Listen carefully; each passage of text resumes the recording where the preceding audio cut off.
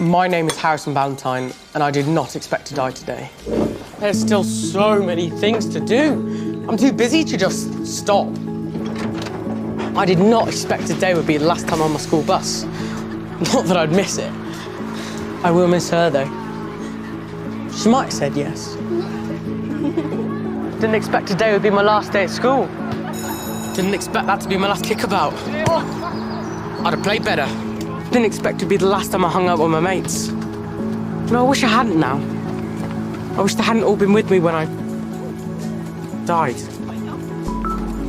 Mum, spag bowl for dinner. I didn't expect I wouldn't see my mum again. I expect you're wondering what happened. Dude, what was that? It's my ball. We lost the ball, so I went over the small fence to get it. I climbed up onto a train wagon for a better look to find it. I didn't even notice the power lines, but I didn't touch them. I didn't expect electricity to just jump at me through the air.